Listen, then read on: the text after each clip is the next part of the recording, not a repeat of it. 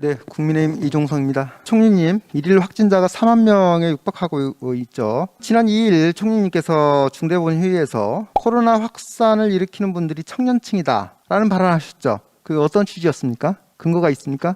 상대적으로 아마 발생자들 중에서 50대 이상 비율이 그만큼 줄고 있었습니다. 예, 그래서 그 뒤에 이제 3차 접종을 간곡히 부탁한다, 요청한다라는 말을 붙이셨는데 네. 아마 20대들이 백신 접종 거부한다라는 뜻으로 그렇게 해석이 된 것 같아요. 그래서 통계를 보니까 20대 2차 접종까지 완료한 인원이 97%, 3차 접종 완료자가 42%, 전체 국민 54%하고 크게 차이가 없고 정부가 백신을 조기에 확보를 못해서 부족한 백신으로 인해서 18세 이상 성인에 대한 접종이 작년 8월 26일에야 시작됐죠. 그러다 보면은 아직까지 2차 접종의 면역 유효 기간이 남아있는 사람들이 상당수고 그럼에도 3차 접종 완료자가 42%를 넘는다는 것은 20대 청년들이 백신 접종을 거부한다는 근거가 희박한 거죠. 가뜩이나 청년들이 지금 취업난이라든가 여러 가지로 이제 시기에 빠져 있는데 이런 청년층을 코로나 확산의 주범으로 매도한 거에 대해서는 총리님이 좀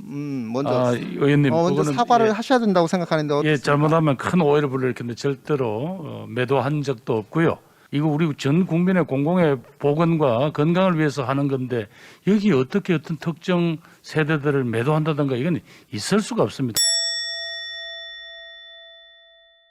정부의 어떤 그 방역 실책이라든가 여러 가지 부분들을 국민들에게 책임을 전가했다고 보여지는데 우선 사과할 용의가 없다고 하시니까 어제 오늘 예결위장에서 여러 의원님들이 지적하신 것처럼 초과세수 잔여금 19조 원을 편법 조성해서 쌈짓돈처럼 쓸 만큼 재정적 여유가 있음에도 불구하고 국채 발행해서 국민들에게 부담 전가시킨다라는 비판 많이 받으셨죠. 저도 이런 비슷한 지적을 하지 않을 수가 없는데요. 자, 지난 3일부터 지정 병의원에서 신속 항원 검사 또 PCR 검사 실시하고 있죠. 자, 그런데 병의원에서 실시하는 검사비 어느 재원에서 부담하고 있죠? 아십니까? 건강보험에서 건강보험 재정으로 의료기관에 지급하고 있죠. 예. 자, 감염병 예방법상 감염병 환자 진료 보호 경비는 국가가 부담하도록 돼 있습니다. 그래서 이제 보건소, 선별진료소 이런 검사비는 국비로 국가가 부담을 하고 있죠. 근데 병의원에서 시행하는 진단검사비만 건강보험으로 지출하는 이유가 뭔가요? 그래서 그 내용은 제가 정확하게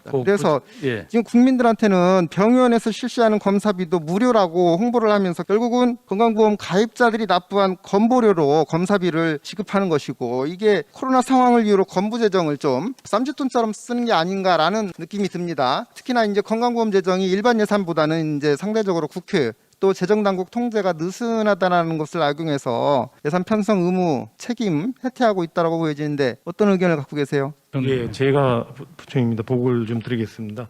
의원님 그 PCR 검사 비용은 다 전부 정부 예산으로 합니다. 그러나 이제 병원에서 하는 거는 간이 진단키 뗀 검사하고 의료 진단의 일환으로 하기 때문에 자부담 일부를 빼놓고는 나머지는 이제 건강보험 2월 3일 이전까지는 그런 말씀이 맞는데요. 2월 3일부터는 오미크론 확산에 따라서 이 병의원까지 검진 기관을 확대를 함으로 해서 보건소나 선별진료소하고 똑같이 취급을 하셔야 되는 부분이에요. 그렇게 설명하시면 안 되고 또 다른 부분은 어저께 모 여당 의원님도 이제 지적을 하신 바와 같이 병의원 검사 시에 이제 무증상자 검사비를 자부담시키고 있죠. 지금 오미크론 변이 바이러스가 무증상 비율이 25.7%, 26%에 육박하고 있는데 이렇게 무증상자들의 검사비를 부담을 주면은 확진자 관리가 제대로 되겠습니까? 그래서 소요 예산을 좀 추경에 반영을 해야 된다는 의견이고요. 그래서 무증상자들이 자부담 없이 진단검사 받을 수 있도록 좀 조치를 해달라는 요구입니다.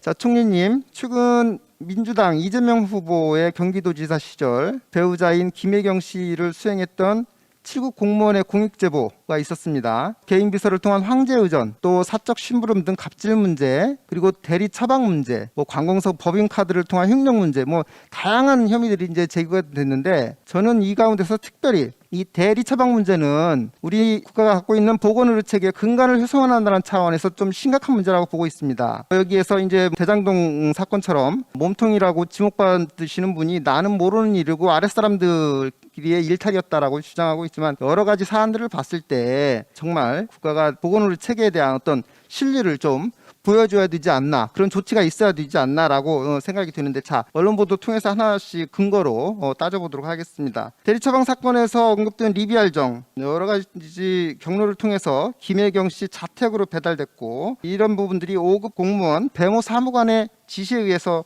이루어졌습니다. 리비알정 심평원 급여 자료를 보면은 92% 이상이 50대 이상 여성, 폐경기 여성들이 주로 사용하고 있다는 거죠. 배모 사무관이 이재명 시장 자택 문고리를 통해서 전달받은 약을 자신이 복용했다라고 주장하지만, 작년 말까지 난임 치료를 받았다고 알려진 배모 사무관이 작년 3월에 임부 금기약인 그 약을 복용했다는 것을 누가 믿을 수 있겠습니까? 결국 몸통을 위해서 3명의 직원들이 조직적으로 움직였다. 그리고 한 달 뒤에 김혜경 씨가 같은 약을 직접 처방받았다는 사실을 봤을 때는 약의 사용자가 김혜경 씨라고 보는 것이 합리적이지 않을까요? 어떻게 생각하십니까?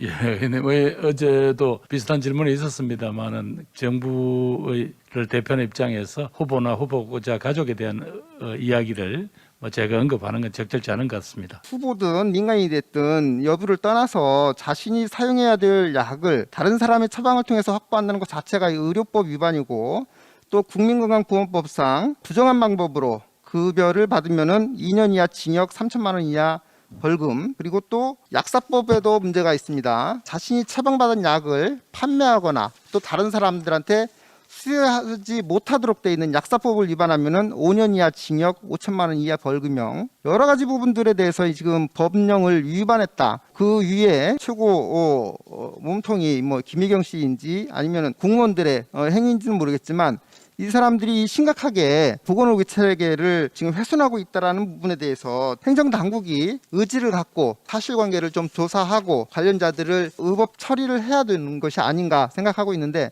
총리님, 지금 당장이라도 복지부, 질병청, 건강보험공단 이런 관계 행정기관을 통해서 위법사항에 대해서 조사 착수하실 의향이 있으십니까? 예, 의원님 지금 아마 고발된 상태라고 하네요. 고발된 상태라 하더라도 수사당국이 수사를 하고 있는지, 수사를 언제 착수를 할지 그런 것도 지금 모르잖아요. 그러면 수사 완료될 때까지, 대법원 판결 있을 때까지 행정당국은 무조건 손 놓고 기다립니까? 이게 행정당국의 그 의무예요. 장애인 복지 쪽 한번 제가 말씀드려 볼게요. 자, 20대 대통령 선거에서 문재인 후보가 장애인도 사람 대접받는 세상 만들겠다라고 한 27개 장애인 정책 공약 발표했는데, 그중에서 몇 개나 완료됐는지, 또 점수를 주자면 몇 점이나 되는지 알고 계십니까? 글쎄 장애인 정책에 관해서 상당히 저희들 나름대로 열심히 했다고 하는데, 원래 발표한 공약을 다 지키기는 어려웠을 겁니다. 그러나 상당히 다른 다 정부 지키기는 어려웠다고 말씀하실 게 아니고, 27개 공약 이행 결과를 좀 보면은 한두 개 말고는 대부분 공약들이 시범 사업 단계나 제대로 논의조차 안 되고 있는 상태예요. 중요 사례만 몇 가지 보겠습니다. 장애인 서비스 종합조사 등급제 폐지한다고 해서 도입을 했는데, 이 종합조사에서 약 3,000명 장애인이 오히려 서비스 감소했고, 787명은 아예 지원 대상에서 탈락했어요. 중증 장애인 또 독거 장애인이 대부분이 지금 탈락한 대상입니다.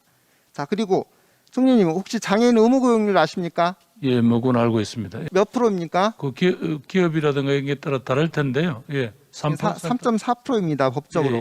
예. 그런데 지금 2020년도 보면은 국가 지자체 3%, 민간 기업 2.9% 개선이 안 되고 있죠. 자, 국가 지자체들이 부담한 고용 부담금이 558억 원, 공공기관이 334억 원. 자, 이렇게 국민의 혈세로 장애인 고용 의무를 떼우고 있는 겁니다. 이게 과연 문재인 정부의 일자리 정부 맞습니까? 장애인 고용률이 34.9%로 문재인 정부 이전보다 더 낮아졌어요. 자, 그다음에 장애인 건강권 보장, 주치 사업, 이런 부분들이 장애인뿐만 아니라 공급자인 의료진들로부터도 외면당하고 있는 현실입니다. 자, 최근에 민주당 이재명 후보가 문재인 대통령 당시 공약이었던 유니버셜 디자인 인증제 도입하겠다고 공약한 거 알고 계십니까? 언론을 통해서 봤습니다. 유니버셜 디자인이 뭔지 아세요? 아니 대충 그 설명은 봤습니다. 대충. 예. 이게 유니버셜 디자인 같은 경우는 장애인 편의시설 같은 물리적인 시설 환경뿐만 아니라 제품, 서비스까지 매우 포괄적인 개념이라서, 아직 문재인 정부 5년 동안 공약으로 제시했음에도 불구하고 개념 정립도 못하고 있고, 이런 상황에 이 공약 미이행에 대한 반성이라든가 사과는 하나도 없이 또다시 재탕하면서 공약으로 지금 내놓고 있는 거예요. 또 코로나 상황에서 문재인 정부가 보여준 폭정, 장애인들은 결코 잊을 수가 없을 것입니다. 지난 코로나 팬데믹 초기에 이제 사회복지 시설들이 휴관하면서 장애인 돌봄 서비스 중단으로 장애인 가정들이 동반 자살까지 하는 안타까운 사건 아시죠?